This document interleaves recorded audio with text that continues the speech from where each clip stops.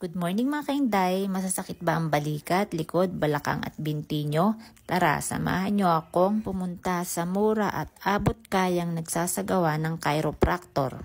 So mga kainday, samahan nyo muna akong magbiyahe papuntang Angeles, Pampanga. Bali doon ang pupuntahan natin mga kainday, medyo malayo-layo din ang biyahe natin mga kainday. So mga kainday, dito nga pala ako lagi dumadaan para iwas traffic. Sabi ng iba malayo daw tong dinadaanan ko na to pero para sa akin hindi.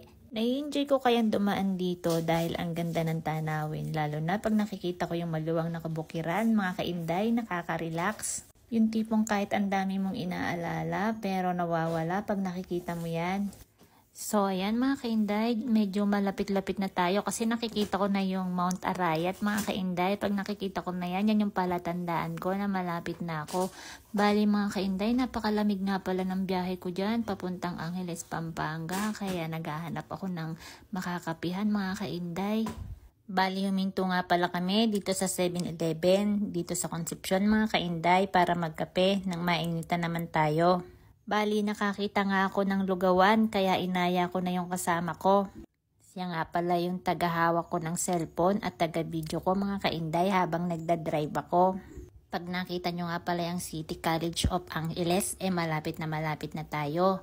Bali kakanan lang tayo dyan sa I Love Pangpang.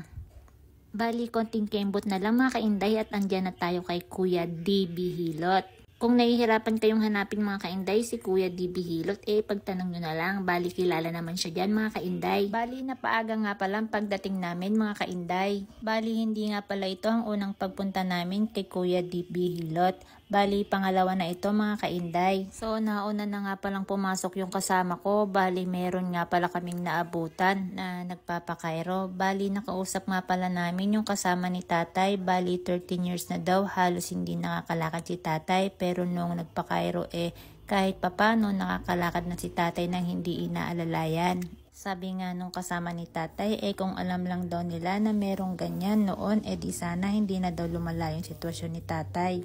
Buti na lang daw nakilala nila si Kuya DB Hilot. Bali ako na nga pala yan mga kainday.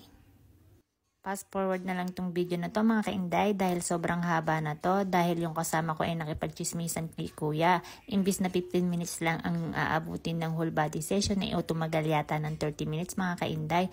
Bali papakita ko na lang sa inyo yung unang papunta ko dito para makita nyo yung kabuuang ginagawa ni kuya sa whole body session mga kainday. Huwag kayong matatakot mga kainday dahil 23 years nang ginagawa ni Kuya DB Hilot yan mga kainday. Bali ang naging problema ko pala dyan sobrang sakit ng balakang ko at yung tagiliran ko halos 1 buwan kong iniindayan.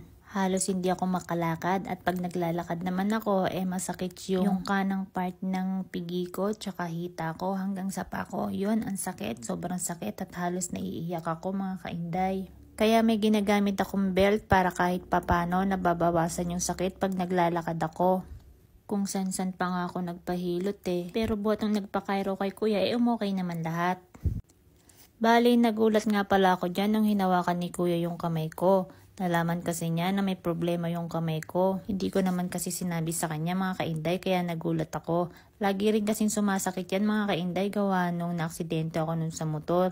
At yung collarbone ko dati hindi siya pantay. Medyo mas mababa lang yung nasa kanan gawa nung naaksidente ako kasi yung motor ko tumagan sa akin. Tas nagkaroon ako ng konting fracture. Bali matagal naman na yun mga kainday kaya okay lang naman nang galawin. Bali, binuhat pala ako ni kuya dyan mga kainday. Nung binuhat nga pala ako ni kuya dyan mga kainday, naglagutukan lahat ng buto ko sa balakang. After niya akong ganunin mga kainday, napakasarap ng pakiramdam ko. Kita nyo naman, ngiting-ngiti yung inday nyo mga kainday. So, babawas-bawasan ko na yung kasasalita ko ng mga kainday, baka merong mang basyakin dyan na puro inday na lang yung narinig nila. Kaya mga kainday, babawasan ko na talaga yung kakainday ko. Promise mga kainday. Kung kayo nagbabalak magpakairo at meron kayong iniinda sa katawan nyo pero kulang naman kayo sa budget, dito ko na kayong maire-recommenda. Gawa ng okay naman yung ginawa sa akin ni Kuya DB Hilot. After nang ginawa niya na yan sa akin, napakaginhawa na ng pakiramdam ko. Bali nung nagpunta kami dyan mga kainday, madami rin talagang customer si kuya, meron pang mayayaman talaga at may galing din sa mga iba't ibang lugar dahil meron nga kaming nakasabay dyan galing pa ng Cabanatuan City. At isang buong pamilya sila. Bali, naubusan na ako ng sasabihin mga kainday, kaya magpapaalam na muna ang kainday nyo. Sana po nagustuhan nyo ang video na to at nakatulong din sa inyo. Mga kainday, baka pwede naman pong paki-like and share itong video na to. Pero hindi naman po sa nagmamakaawa ako mga kainday, pero sige na po, paki-share naman po please. Thank you mga kainday.